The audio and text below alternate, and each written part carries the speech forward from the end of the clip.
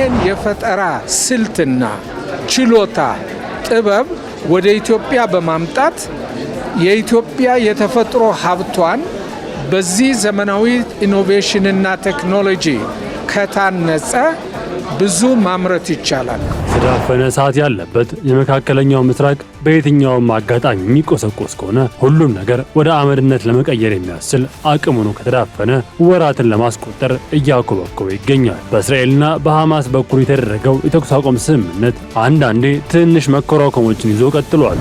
የሩሲያው ፕሬዝዳንት ጽሕፈት ቤት ክሬምሊን ዩክሬን ፈጥኖ የሚሆን ዘግይቶ ከሩሲያ ጋር ለመደራደር ትገደዳለች ብሏል። አክሎም የኪየቭ የመደራደር አቋም በየዕለቱ እየተዳከመ እንደሚሄድ ገልጿል። የክሬምሊን ቃል አቀባይ ዲሚትሪ ፔስኮቭ ለጋዜጠኞች በሰጡት መግለጫ ሞስኮ ለፖለቲካዊና ዲፕሎማሲያዊ መፍትሄ በሯ ክፍት መሆኑን ሰላም እንደምትፈልግ ገልጸዋል። ነገር ግን ይህ ዕድል በሌለበት ሁኔታ ሩሲያ ለወደፊት ትውልድ ደህንነት ስትል ውጊያዋን እንደምትቀጥል ተናግረዋል። አንዳንድ ፍርደኞች ከማረሚያ ቤት ባመክሮ የሚወጡበት ሁኔታ እንደ መብት አድርገው ሲቆጥሩ ይስተዋላል። ባመክሮ መውጣት መብት ሳይሆን የመልካም ፍሬ ውጤት ነው። የአንድ ታራሚ መልካም ፍሬ ውጤት የሚመዘነው በማረሚያ ቤቱ በነበረው ቆይታ ከሚያሳየው መልካም ጠባይና አጠቃላይ መሰል ሁኔታዎች ነው። ሰላም ጤና ይስጥልን ውድ ተመልካቾቻችን፣ ሀገሬ ዜና ጀምሯል። የተለያዩ የሀገር ውስጥና ዓለም አቀፍ መረጃዎችን ይዘን ቀርበናል። ከመላው ስቱዲዮ ባልደረባዎቼ ጋር አብሬያችሁ ቆይታ የማደርገው እኔ ዳግም ተገኝ ነኝ። በመጀመሪያም አበይት መረጃዎችን አስቀደምን።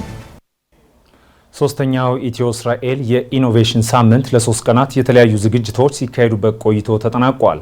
ኢትዮጵያ ውስጥ ያሉ ስታርታፖች ለውጥ እንዲያመጡና እንዲበራከቱ ለማድረግ የሌሎች ሀገራትን ልምድ መቅሰም እንደሚገባም ተመላክቷል። እሱ ባለው ጋሻው ሶስተኛው የኢትዮ እስራኤል ኢኖቬሽን ሳምንት በአዲስ አበባ ተካሂዷል። የኢኖቬሽንና ቴክኖሎጂ ሚኒስቴር፣ የእስራኤል ኤምባሲና ሌሎች ተባባሪ አካላት ባዘጋጁት በዚህ መርሃ ግብር ከእስራኤል ሀገር የመጣውና በስታርታፕ መስክ የ25 ዓመታት ሰፊ ልምድ ያለው ዩኒስትሪም ለኢትዮጵያውያን ስራ ፈጣሪዎችና ወጣቶች ልምዱን አካፍሏል። እያንዳንዱ ችግርና ፈተና ለመፍትሄ እንድንተጋ የሚያደርግ ነው ያሉት በኢትዮጵያ የእስራኤል አምባሳደር ዶክተር አብርሃም ንጉሴ እስራኤል በዚህ ዘርፍ ትልቅ ልምድ ያላት መሆኗን ገልጸዋል። ይህንን ልምድ ወደ ኢትዮጵያ በማምጣት የተሻለ ውጤት ማስመዝገብ እንደሚቻልም ጠቁመዋል። እስራኤል ስታርታፕ ኔሽን እንደመሆኗ መጠን በእስራኤል ውስጥ ኢኖቬት ማለት ሰርቫይቭ ማድረግ ነው። መፍጠር ማለት መኖር ማለት ነው።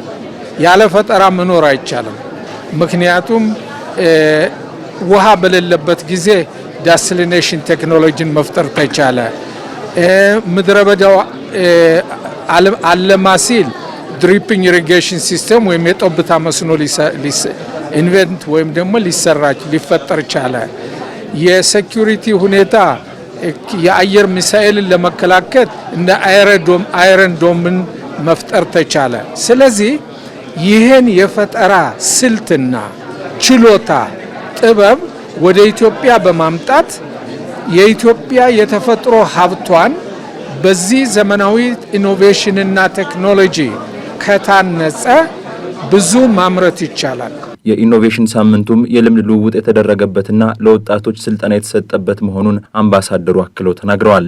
ኢትዮጵያ የስታርታፕ አዋጅ ማውጣቷን የገለጹት የስቴም ፓወር የኢትዮጵያ ዳይሬክተር ዶክተር ስሜነው ቀስቅስ በበኩላቸው ዓለም በዘርፉ ያላትን ልምድ ለመቅሰም ከእስራኤል የተሻለ ሀገር እንደሌለ ገልጸዋል። ዋና ግቡ እስራኤል የደረሰችበትን የቴክኖሎጂ አቅም፣ የኢኖቬሽን አቅም እና የስራ ፈጠራ ወይም አንትርፕረነርሺፕ የሚባለውን ወደ ኢትዮጵያ ያልምድ እንዲመጣ ከመፈለጋችን አንጻር እኛ ስታርታፕ አዋጃችን በቅርብ ጸድቋል። እንደምታውቁት አሁን ኢምፕሊሜንቴሽን ፕላኑን እየሰራን ነው። ኦልሞስት እያለቀ ነው። እሱም ድራፍቱን ጨርሰናል። እንደ ሀገር ስንተገብር ግን በትክክልም የሚያስፈልገን ነገር ልምድ እንደ አዲስ ነገር መጀመር አይኖርብንም። ካሁን በፊት በጥሩ ሁኔታ የተገበሩ ሀገራትን ተሞክሮ መውሰድ አለብን። መውሰድ ካለብን ደግሞ ከእስራኤል የሚቀድም ማንም የለም። እንደ ሀገር ስታርታፕ ኔሽን ነው የምትባለው ሀገሯ።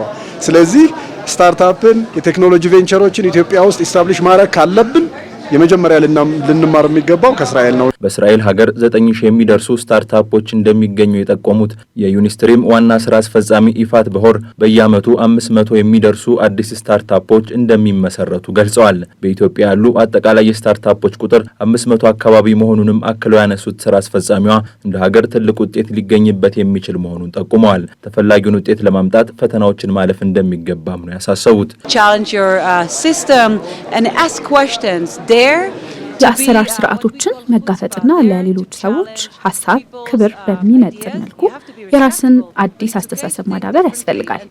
እነዚህ ሀሳቦች ከተለምዶ አስተሳሰብ የወጡ መሆናቸውን የተለየ ውጤት ለማግኘት እንዲሁም ለማህበረሰብ፣ ለኢኮኖሚ፣ ለሀገር የሚጠቅም ቁም ነገር ለመስራት ያግዛሉ።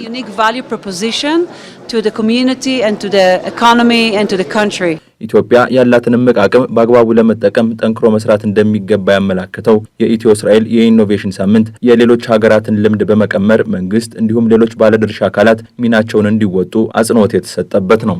ኢትዮጵያ ፖቴንሻሉ አላት። የኢትዮጵያ ሕዝብ ችሎታ አለው። የኢትዮጵያ ወጣቶች ችሎታቸው እጅግ በጣም ከፍተኛ ነው። መሬቷ ለም ነው። አየሯ ጥሩ ነው። የውሃ ችግር የለባትም። የሰው ኃይል ችግር የለባትም። ዋናው ነገር ምንድነው? ሁሉ ነገር አለ። መስራት ነው። ለመስራት ደግሞ ጥበቡን፣ ቴክኖሎጂውን፣ ኢኖቬሽኑን ደግሞ እንደ እስራኤል በኢኖቬሽን ያደጉ አገሮችን ያንን ልምድ ማምጣት ነው። የመንግስት ምቹ ከባቢ መፍጠር ብቻ ነው የሚጠበቅበት። ምናልባት አብዛኛው ነገር እሱ ነው ከመንግስት። አብዛኛው ነገር ግን የሚጠበቀው የግሉ ዘርፍ ላይ ነው። ባንኮች ነው፣ ፋይናንሻል ተቋማት ላይ ነው፣ የግል ኢንቨስተሮች ላይ ነው። የውጭ ፓርትነሮችን ወደዚህ መሳብ፣ አጋር አካላትን መሳብ ነው። እነዛ በቀላሉ የሚሰሩ ይሆናሉ ብዬ ነው የማስበው። ግን ቻሌንጆች ቢኖሩም እናልፋቸዋለን። የስኳር ህመም በዓለም አቀፍ ደረጃ እየተስፋፋና ገዳይነቱ እየጨመረ መሆኑ ተመላክቷል። እንደ አውሮፓውያኑ አቆጣጠር በ2024 በዓለም 3.4 ሚሊዮን ሰዎች በስኳር ህመም ምክንያት ህይወታቸውን ማጣታቸውም ተገልጿል። በኢትዮጵያም ከአመጋገብ ስርዓት ጋር ተያይዞ የሚከሰተው የስኳር ህመም እየጨመረ መምጣቱ ተነግሯል። ተጨማሪ አለን። የስኳር ህመም ተላላፊ ካልሆኑ ህመሞች መካከል የሚገኝ ሲሆን በዓለም አቀፍ ደረጃ እየተስፋፋ እንደሚገኝ የሚወጡ መረጃዎች ያመላክታሉ። የዓለም የስኳር ህመም ቀን ኢትዮጵያን ጨምሮ በዓለም አቀፍ ደረጃ ለ35ኛ ጊዜ በዛሬው ዕለት ተከብሯል። አሳሳቢ የሆነው የስኳር ህመም በነፍሰ ጡር ሴቶች ላይ እየተከሰተ ነው የተባለ ሲሆን በዓለም አቀፍ ደረጃም ከ5 ሴቶች አንዷ የስኳር ህመም እንደሚያጋጥማት ተመላክቷል። በኢትዮጵያ ከአመጋገብ ስርዓት ጋር ተያይዞ የሚከሰተው የስኳር ህመም ከገጠር ወደ ከተማ በሚደረግ ፍልሰት እየጨመረ መሆኑን የኢትዮጵያ ስኳር ህመም ማህበር ፕሬዚዳንት የሆኑት ዶክተር ጌታውን ታረቀኝ ተናግረዋል። የስኳር ህመም አሁን በኢንተርናሽናል ዳያቤቲስ ፌዴሬሽን የዓለም አቀፍ የስኳር ፌዴሬሽን መመሪያ መሰረት በዓለም ላይ አሁን 589 ሚሊዮን ሰዎች ከስኳር ህመም ጋር ይኖራሉ። እንዲሁም ሌላ ተጨማሪ 600 ሚሊዮን ቅድመ ስኳር ማለት በደማቸው ውስጥ ያለው ስኳር መጠን ከ100 እስከ 125 ያለ ሲሆን ስኳር የምንለው 126 እና ከዛ በላይ ነው በሚሊግራም ፐር ዴሲሊትር። ስለዚህ ቅድመ ስኳር የሚለውም አስፈላጊው ጥንቃቄ ካልተደረገ፣ እንክብካቤ ካልተደረገ ወደ ስኳር የሚሄድ ህመም ስለሆነ በእኛ በሐኪሞቹ ሁለቱም ኦልሞስት እንደ ስኳር ህመም የምናያቸው ነገሮች ናቸው። ለጠንቅም ያጋልጠናል። ስለዚህ ሁለቱን ስትጨምረው ወደ 1 ቢሊዮን ሰው በስኳር የተጠቃ ነው እና በተለይም እየጨመረ ያለው ደግሞ ይሄንን ቁጥር ስታየው በጣም ነው የጨመረው። ለምሳሌ በ2019 ከነበረው በአሁኑ ከ100 ሚሊዮን በላይ ጨምሯል በ5 ዓመት ውስጥ ማለት ነው። ይሄም ቁጥር ራሱ ከዚህ በላይ ነው ብለን ነው የምንገምተው ማለት ነው እና የሚጨምረው ደግሞ በጣም ከ5ቱ 4ቱ በማደግ ላይ ባሉ ሀገሮች ነው ያለው እና ብዙ ጭማሪም ያለው እያደገ ባሉ ሀገራት ነው። ከስኳር ህመም ጋር ከሚኖሩ ሰዎች ውስጥ ከ5ቱ 4ቱ ወይም 8 በመቶ የሚኖሩት አነስተኛና መካከለኛ ገቢ ባላቸው ሀገራት መሆኑን በጤና ሚኒስቴር የፕሮግራምና የጤና አገልግሎት ዘርፍ ሚኒስቴር ዴኤታ ከፍተኛ አማካሪ ለሊሳ ማኑኤል ተናግረዋል። ከስኳር ጋር የሚኖሩ ሰዎች ውስጥ ከ5ቱ 4ቱ ወይም 81% የሚሆኑት ደግሞ አነስተኛና መካከለኛ ገቢ ባላቸው ሀገሮች ላይ ነው የሚኖሩት። በ2024 እንደ አውሮፓውያን አቆጣጠር በዓለም 3.4 ሚሊዮን ሰዎች በስኳር ህመም ሞተዋል። ይህም ማለት በአንድ ሰከንድ 6 ሰው ከስኳር ህመም ጋር በተያያዘ ሁኔታ ይሞታል ማለት ነው። 252 ሚሊዮን ወይም 43% የሚሆኑ አዋቂዎች ያልታወቀ የስኳር ህመም ወይም አንዲያግኖስድ ዲያቤትስ አለባቸው ተብሎ ይገመታል። ከነዚህም መካከል 90% የሚሆኑት የሚገኙት በአነስተኛና መካከለኛ ገቢ ባላቸው ሀገራት ነው። የስኳር ህመም በባህሪው ቀስ እያለ ደም ውስጥ እየተከማቸ የረጅም ጊዜ የጤና ቀውሶችን ሊያስከትል የሚችል መሆኑ ሲገለጽ እድሜው ከ40 ዓመት በላይ የሆነ ሰው የስኳር ህመም መመርመር እንዳለበት ተመላክቷል። እስራኤልና ሐማስ በሁለተኛው ዙር የድርድር ሀሳቦች ላይ መስማማት እያዳገታቸው መሆኑ ተሰምቷል። በተለይ ትራምፕ በእቅዳቸው ያቀረቡትን ጋዛን የማስተዳደር ኃላፊነት ጉዳይ እያወዛገበ ስለመሆኑም ተገልጿል። ሚካኤል ሳይሌ ተጨማሪውን አዘጋጅቷል።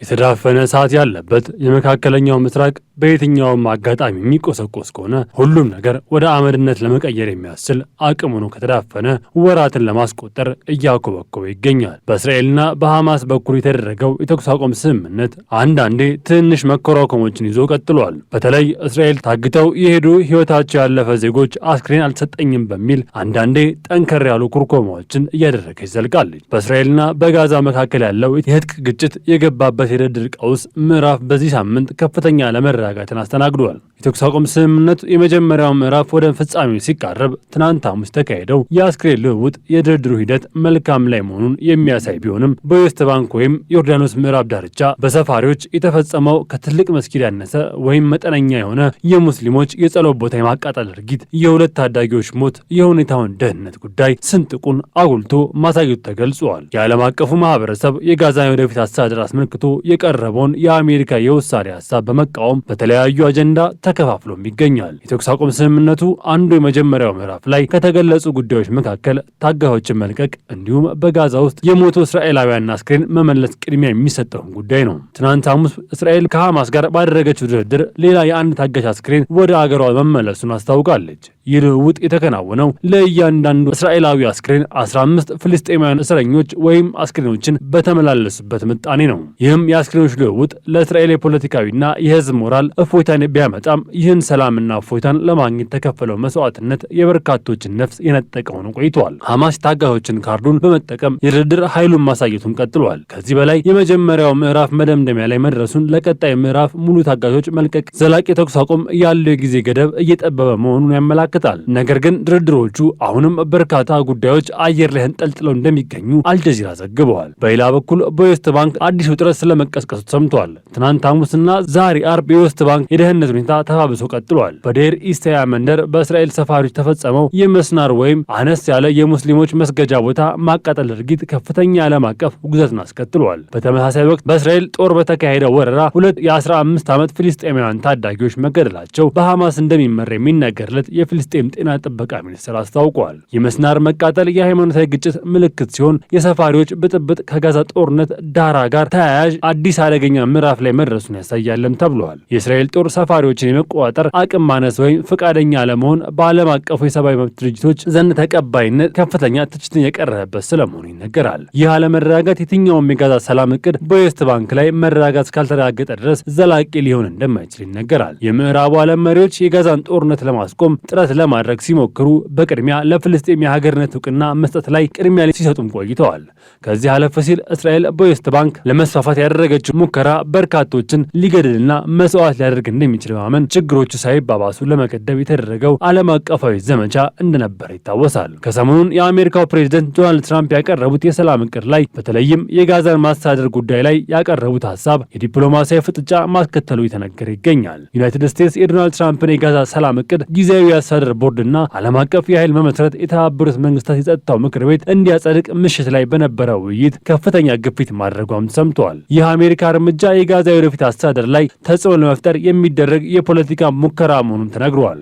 ሆኖም ሩሲያና ቻይና በውሳኔ ሀሳቡ ላይ ሰፊ የሆነ የሀሳብ ልዩነት እንዳላቸውና እንዳልተስማሙም ሰምተዋል። የአረብ ሀገራት ደግሞ የውሳኔው ሀሳብ ለፍልስጤም ነፃ መንግስት ምስረታ ግልጽ ቁርጠኝነት አለመያዙን አንስተው ተቃውሟቸውን ማሰማታቸውን ሚድል ኢስት ሞኒተር ዘግበዋል። የዲፕሎማሲያዊ መከፋፈል ከጦርነት በኋላ የጋዛ መልሶ የማቋቋም ሂደት አሰልቺና ዘገምተኛ እንደሚያደርገው አመላካች ነውም ተብሏል። በጋዛ የደረሰው ሰብአዊ ቀውስ ለማስተካከልና የፈረሰችውን የጋዛን ሰርጥ ወደ መኖሪያ መንደርነት ለመመለስ እንዲሁም የሰላም አየር ለማስተንፈስ የሚደረገው ሙከራ በዜሮ እንዳያበዛው ስጋትም ፈጥሯል። ሩሲያ ዩክሬን ለድርድር ትገደዳለች ስትል ድል የተሞላበት ማስጠንቀቂያ አስተላልፋለች። በሌላ በኩል ፕሬዚዳንት ዘለንስኪ ሩሲያ በአውሮፓ ላይ ታላቅ ጦርነት ለመክፈት እየተዘጋጀች ነው ሲሉ ለአጋሮቻቸው ማስጠንቀቂያ ሰጥተዋል። በሩሲያ የነዳጅ ዘርፍ ላይ ጣለው ከባድ የኢኮኖሚ ማዕቀብ የግጭቱን አዲስና ይበልጥ አደገኛ ምዕራፍ በግልጽ እንደሚያሳይም ተነግሯል። ኃይለ ገብርኤል ታደሰ የሩሲያው ፕሬዝዳንት ጽህፈት ቤት ክሬምሊን ዩክሬን ፈጥኖም ይሁን ዘግይቶ ከሩሲያ ጋር ለመደራደር ትገደዳለች ብሏል። አክሎም የኪየቭ የመደራደር አቋም በየዕለቱ እየተዳከመ እንደሚሄድ ገልጿል። የክሬምሊን ቃል አቀባይ ዲሚትሪ ፔስኮቭ ለጋዜጠኞች በሰጡት መግለጫ ሞስኮ ለፖለቲካዊና ዲፕሎማሲያዊ መፍትሄ በሯ ክፍት መሆኑን ሰላም እንደምትፈልግ ገልጸዋል። ነገር ግን ይህ ዕድል በሌለበት ሁኔታ ሩሲያ ለወደፊት ትውልድ ደህንነት ስትል ውጊያዋን እንደምትቀጥል ተናግረዋል። ፔስኮቭ አክሎም የዩክሬን ወገን ፈጥኖም ይሁን ዘግይቶ መደራደር እንዳለበት ማወቅ ይኖርበታል። የኪየቭ አገዛዝ አቋም በየቀኑ እየተበላሸ ይሄዳል ሲሉ አስጠንቅቀዋል። ይህ የክሬምሊን መግለጫ የወጣው የሩሲያ ኃይሎች በምስራቅ ዩክሬን የምትገኘውን የፖክሮቭስክ ከተማን ለመቆጣጠር ከፍተኛ ጫና እያደረጉ ባለበት ወቅት ነው። ሞስኮ የዩክሬን ባለስልጣናት በሰላም ንግግሮች ላይ ለመሳተፍ ፈቃደኛ አይደሉም ስትል ትከሳለች። በሌላ በኩል ኪየቭ ሞስኮ ጦርነቱን ለማስቆም የምታቀርባቸው ቅድመ ሁኔታዎች ተቀባይነት የሌላቸውና እጅ እንድንሰጥ የሚጠይቁ ናቸው ስትል በተደጋጋሚ ገልጻለች። ይህ ደግሞ ነገሮችን የበለጠ ውስብስብ አድርጓቸዋል። በሌላ በኩል የሩሲያ መከላከያ ሚኒስቴር እንዳስታወቀው የሀገሪቱ የአየር መከላከያ ኃይሎች በአንድ ሌሊት 216 የዩክሬን ድሮኖችን መተው መጣላቸውን አስታውቋል። ጥቃቶቹ በክራስኖዶር በሳራቶቭ እና በቮልግራድ ክልሎች በሚገኙ የነዳጅ ኃይልና የሲቪል መሰረተ ልማቶች ላይ ያነጣጠሩ እንደነበር ተገልጿል።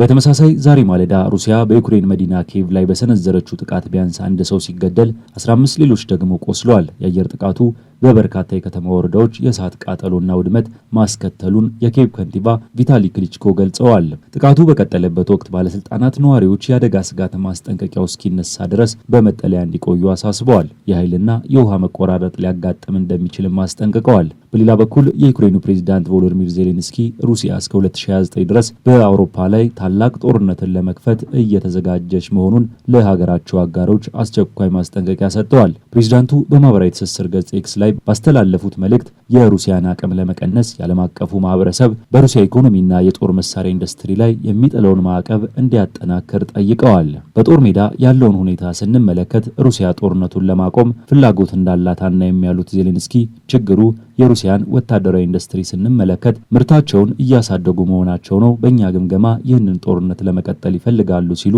ስጋታቸውን ገልጸዋል። ዜሌንስኪን ጨምሮ ትራምፕና የአውሮፓ ሀገራት የሚያነሱት ጉዳይ የሩሲያ ከነዳጅ የምታገኘው ገቢ ነው። ይህም ጦርነቱን በከፍተኛ ሁኔታ እየደገፈ ነው ይላሉ። ይህንንም መነሻ በማድረግ አሜሪካ ማዕቀብ መጣሏ ይታወሳል። በአሜሪካ በተጣለው አዲስ ማዕቀብ ምክንያት በቀን 1.4 ሚሊዮን በርሜል የሩሲያ ድፍድፍ ነዳጅ የጫኑ ታንከሮች ጭነታቸውን ማራገፍ አቅቷቸው በባህር ላይ እንደሚገኙ ጄፒ ሞርጋን የተባለው የፋይናንስ ተቋም ባወጣው ሪፖርት አስታውቋል። ይህ መጠን የሀገሪቱ በባህር ላይ ከሚተላለፈው አጠቃላይ የነዳጅ የውጭ ንግድ 1/3ኛውን የሚሸፍን ነው። ይህ የነዳጅ ጭነት መጓተት የተከሰተው አሜሪካ በሩሲያ ግዙፍ የነዳጅ ኩባንያዎች ሮዝኔፍትና ሉኮይል ላይ በጣለችው ቀጥተኛ ማዕቀብ ምክንያት መሆኑ ተገልጿል። ዋሽንግተን ከእነዚህ ኩባንያዎች ጋር የሚደረግ ማንኛውም አይነት የንግድ ግንኙነት እስከ ህዳር 21 እንዲቋረጥ ቀነ ገደብ አስቀምጣለች። ማዕቀቡ በተለይም በሉኮይል የንግድ እንቅስቃሴ ላይ ከፍተኛ ጫና እያሳደረ ነው። ኩባንያው የውጭ ሀገር ንብረቶቹን ለመሸጥ እንዲገደድ እንዲሁም በኢራቅ በፊንላንድና በቡልጋሪያ የሚገኙ የማጣሪያና ማደያ ጣቢያዎቹ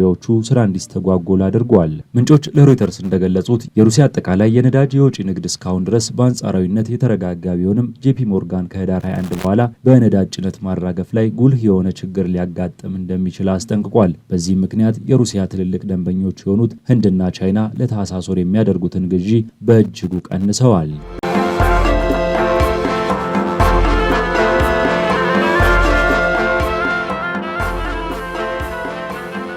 ውድ ተመልካቾቻችን ሀገሬ ዜና እንደቀጠለ ነው።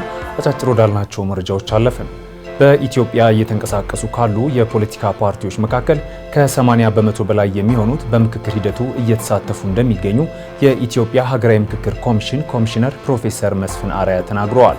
ኮሚሽኑ ከፖለቲካ ፓርቲዎች ጋር ባደረገው ውይይት ላይ ንግግር ያደረጉት ኮሚሽነሩ በቀጣይ ጊዜያት በሀገር አቀፍ ደረጃ የሚከናወኑትን ሀገራዊ ምርጫና የሀገራዊ ምክክር ጉባኤ አጣጥሞ መጓዝ ያስፈልጋል ብለዋል። ይህንንም ለማከናወን የፖለቲካ ፓርቲዎችን ሀሳብ ማዳመጥ እንደሚያስፈልግም ጠቁመዋል።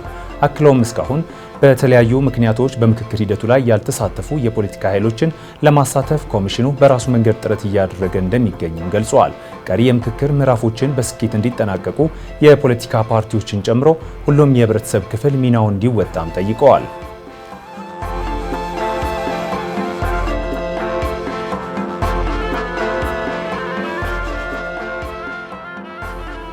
በ2018 የመጀመሪያ ሩብ ዓመት የበጀት ዓመት ከቀረቡለት አቤቱታዎች መካከል 83 በመቶ በመንግስት ተቋማት ላይ ቀረቡ መሆናቸውን የኢትዮጵያ ሕዝብ እንባ ጠባቂ ተቋም አስታወቀ። ተቋሙ የሩብ ዓመቱን የስራ ግምገማ ሪፖርቱን ይፋ አድርጓል። በአስተዳደር በደል ምርመራ እና ማረም በሩብ ዓመቱ 750 አቤቱታዎችን ለመቀበል አቅዶ እንደነበር የገለጸው ተቋሙ 431 አቤቱታዎችን መቀበሉን አሳውቋል። ከነዚህም ውስጥ 17 በመቶ ያህሉ በግል ተቋማት ላይ የቀረቡ የአስተዳደር አቤቱታዎች መሆናቸውን ሪፖርቱ አመላክቷል። አቤቱታዎቹ በአካል በፖስታና በጥሪ ማዕከል አማካኝነት የቀረቡ መሆናቸውም ተጠቅሷል።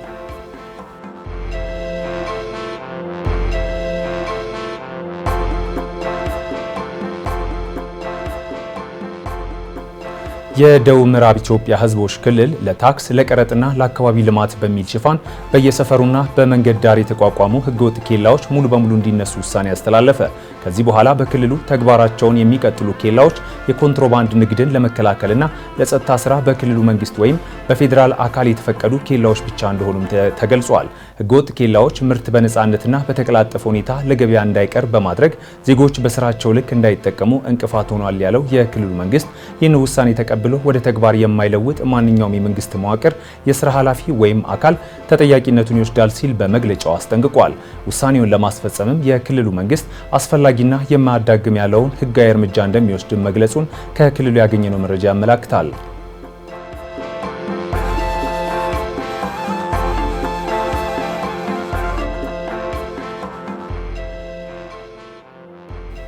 ከሀገር ማዶ ወዳገኘናቸው መረጃዎች አለፍን። የደቡብ ሱዳኑ ፕሬዝዳንት ሳልቫኪር ከተሾሙ 1 ዓመት ያልሞላቸውን ምክትል ፕሬዝዳንት ኃላፊነት ማንሳታቸው ተነግሯል። ምክትል ፕሬዝዳንት የነበሩት ቤንጃሚን ቦል ሜልን የሳልቫኪር ተተኪ ሊሆኑ ይችላሉ ተብለው ሲጠበቅ የነበሩ ሰው ናቸው የተባለ ሲሆን ኃላፊነታቸው የተነሱትን በዚሁ ስጋት እንደሆነ ቢቢሲ ዘግቧል። ፕሬዝዳንቱ ምክትላቸውን ያሰናበቱት ከዓመታት በፊት ሰጥተዋቸው የነበረውን የሙሉ ጄኔራልነት ማዕረግ በመግፈፍ ጭምር እንደሆነም ተገልጿል። በደቡብ ሱዳን መንግስታዊ መዋቅር እንዲሁም በገዢው ፓርቲ ኤስፒኤልኤም ውስጥ ከፍተኛ የስልጣን ሽኩቻ እየጨመረ መምጣቱ እየተነገረ ባለበት በዚህ ወቅት ከምክትል ፕሬዝዳንቱ በተጨማሪም የቦል ሜል የቅርብ አጋር ናቸው የተባሉትን የማዕከላዊ ባንክ ገዢና የገቢዎች ባለስልጣን ኃላፊ ከስራ መሰናበታቸው ተዘግቧል።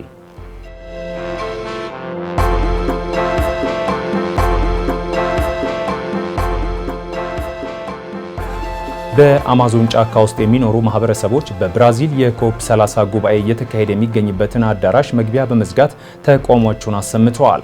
ተቃዋሚዎቹ በዋናነት የብራዚል መንግስት በአማዞን ጫካ ውስጥ እየተካሄዱ ያሉ በርካታ ፕሮጀክቶችን እንዲያስቆም እየጠየቁ ሲሆን ከነዚህ ፕሮጀክቶች መካከልም የእርሻ ስራዎችን ጨምሮ የማዕድንና የነዳጅ ማውጫ ፕሮጀክቶች እንዲሁም ምርቶቹን ወደ ገበያ ለማድረስ በሚል እየተገነቡ ያሉ የባቡርና ሌሎች የትራንስፖርት ግንባታዎች እንደሆኑ በመግለጽ ይህም በጫካው ላይ ከፍተኛ ጉዳት እያደረሱ እንደሚገኝ ተናግረዋል። ከማክሰኞ ዕለት ጀምሮ ጉባኤው በሚደረግበት አዳራሽ አካባቢ ተቃውሟቸውን ሲያሰሙ የነበሩት የአማዞን ማህበረሰቦች ከጸጥታ አካላት ጋር ግጭት ውስጥ ገብተው እንደነበርም ሮይተርስ ዘግቧል።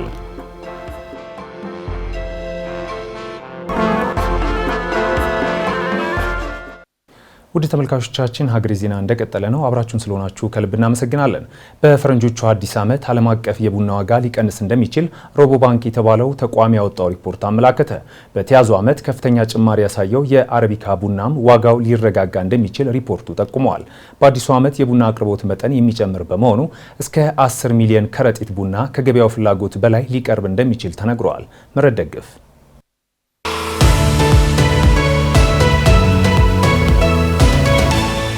በዓለም አቀፍ ደረጃ የቡና ዋጋ ሊቀንስ እንደሚችል ሪፖርት አመላከተ።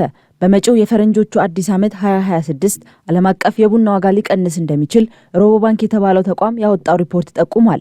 በዓለም ገበያ ከፍተኛ ተፈላጊነት ያለው የአረቢካ ቡና በተያዘው ዓመት ከፍተኛ ጭማሪ አሳይቶ የነበረ ሲሆን አሁን ላይ የነበሩት አሉታዊ ጫናዎች በመቀነሳቸው በቀጣዩ ዓመት ዋጋው ሊረጋጋ እንደሚችል ሪፖርቱ ጠቁሟል። ከቡና በተጨማሪም በዓለም አቀፍ ገበያ ተፈላጊነት ያለው የኮኮዋ ምርትም በተመሳሳይ መልኩ ዋጋው ሊያሽቆለቆል ይችላል ተብሏል። እንደ ሮቦ ሪፖርት ከ2026 እስከ 2027 ባለው ጊዜ ውስጥ የቡና አቅርቦት መጠን የሚጨምር በመሆኑ ከ7 እስከ 10 ሚሊዮን ከረጢት ቡና ከገበያው ፍላጎት በላይ ሊቀርብ እንደሚችል ተጠቁሟል። በዓለም ላይ ቡናን በቀዳሚነት ከሚያመርቱት ሀገራት ፈርቀዳጅ የሆኑት ብራዚልና ቪየትናም በ2023፣ 2024 እና 2025 በገጠማቸው ተስማሚ ያልሆነ የአየር ጠባይ፣ የሰብል ብልሽትና ሌሎችም የስነ ምህዳር ችግሮች በቡና ምርታቸው ላይ አሉታዊ ተጽዕኖ አሳድረውባቸው እንደነበር የሚታወስ ነው። በተጨማሪም ብራዚል በአሜሪካ የተጣለባት የንግድ ታሪፍ ምክንያት ባለፉት ጊዜያት የቡናን ዋጋ በእጥፍ አሳድጎት ነበር። ከ5 ወራት በፊት የቡና ዋጋ በእጥፍ ሊጨምር እንደሚችል መረጃዎችን አመላክቶ የነበረው የተባበሩት መንግስታት የምግብና የእርሻ ድርጅት ፋኦ ከቡና ዝርያዎች 60% የሚሸፍነው አረቢካ ቡናን ጨምሮ ሮቡስታና ሌሎችም ዝርያዎች ከ7 እስከ $8 የሚያህል የዋጋ ጭማሪን በኪሎ አሳይተው እንደነበር አስፍሯል። በ2023 እና 2024 ከቡና ምርት የተገኘው አጠቃላይ ገቢ ከ$200 ቢሊዮን በላይ የነበረ ሲሆን በምርት ደረጃ ደግሞ ቀድሞ ከነበረው 5.8% እድገት አሳይቶ ነበር። ይህ በእንዲህ እንዳለ እንደ ሮቦ ባንክ ጥቆማ በሚቀጥለው ዓመት በኪሎ ከ2.5 እስከ $3.5 ድረስ የቡና ዋጋ ሊረጋጋ እንደሚችል በሪፖርቱ አስቀምጧል። ይሁን እንጂ ቀጣይ የሚኖረው የአየር ጠባይን ጨምሮ የንግድ ፍሰት ተለዋዋጭነት ፈጣን በመሆኑ የቡና ዋጋ አሁን ባለበት ሊቀጥል እንደሚችልም አንዳንድ ተንታኞች አስቀምጠዋል ሲል ብሉምበርግ ዘግቧል። በአፍሪካም ሆነ በዓለም አቀፍ ደረጃ በቡና ምርት ፊተኛውን ደረጃ ማግኘት የቻለችው ኢትዮጵያ በተያዘው የፈረንጆቹ ዓመት 470 ሺህ ቶን ቡና በመላክ ከውጭ ንግድ $2.26 ቢሊዮን ገቢ ያገኘች ሲሆን እንደ አውሮፓውያን አቆጣጠር በ2026 ደግሞ 600 ሺህ ቶን ቡና በመላክ ከ3 ቢሊዮን በላይ ገቢ ለማግኘት እቅድ የያዘች ቢሆንም ምናልባት ዓለም አቀፉ የቡና ገበያ ዋጋ የሚረጋጋ ከሆነ በተመሳሳይ መልኩ የውጭ ንግድ ገቢዋን የሚቀንሰው ይሆናል። አሁናዊ የቡና ገበያ ዋጋው በኪሎ በአማካይ ከ1000 እስከ 1500 እየተሸጠ የሚገኝ ሲሆን የአንድ ሲኒ ቡና ዋጋ በአማካይ ከ30 እስከ 60 ብር እየተሸጠ ይገኛል።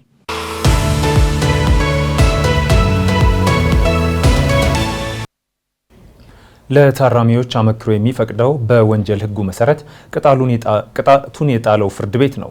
አንድ ታራሚ የአመክሮ ጊዜው ሲደርስ ጥያቄውን በማረሚያ ቤት በኩል ወይም በጠበቃው ለፍርድ ቤት ማቅረብ ይችላል። አመክሮ እንዴት ይሰጣል? የዛሬው ከጠበቃው ጋር ጥንክራችን ትኩረት ነው። ወደዚያው እንለፍ።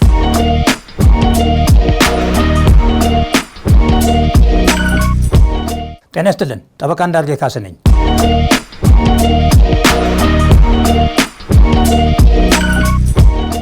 አንድ ታራሚ በአመክሮ ከማረሚያ ቤት እንዴት ሊወጣ እንደሚችልና ተያያዥ ነጥቦችን እናነሳለን።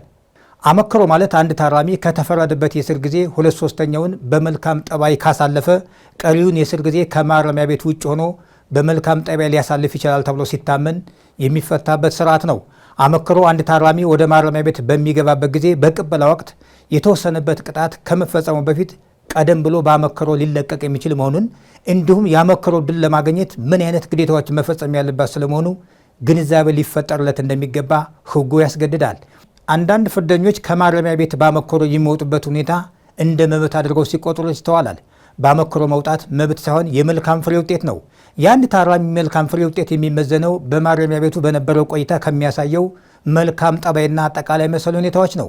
በአመክሮ ለመለቀቅ የሚከተሉት ሁኔታዎች ሊሟሉ ይገባል። ከተወሰነበት እስራት ጊዜ ከ3 እጅ 2ቱን መፈጸም ወይም የተወሰነበት የዕድሜ ልክ እስራት ፍርድ ከሆነ 20 ዓመት መፈጸም፣ የተወሰነበትን ነፃነት የሚያሳጣ ቅጣት ወይም የጥንቃቄ እርምጃ በመፈጸም ላይ እያለ በስራውና በጠባው የተረጋገጠ መሻሻል ማሳየት፣ ለደረሰው ጉዳት በተቻለ መጠን በፍርድ የተወሰነ ወይም ከተበዳይ ጋር በተደረገው ስምምነት መሰረት ካሳ ለመክፈል ማረጋገጫ ማቅረብ፣ አመሉና ጠባው በመልካም አኗኗር ለመኖር እንደሚያስችለውና በአመክሮ መፈታቱ መልካም ውጤት ሊያስገኝ ይችላል ተብሎ ሲታመን፣ ደጋጋሚ ወንጀለኛ አለመሆን ማለትም አስቀድሞ ሌላ ወንጀል ሪከርድ ከሌለበት ነው።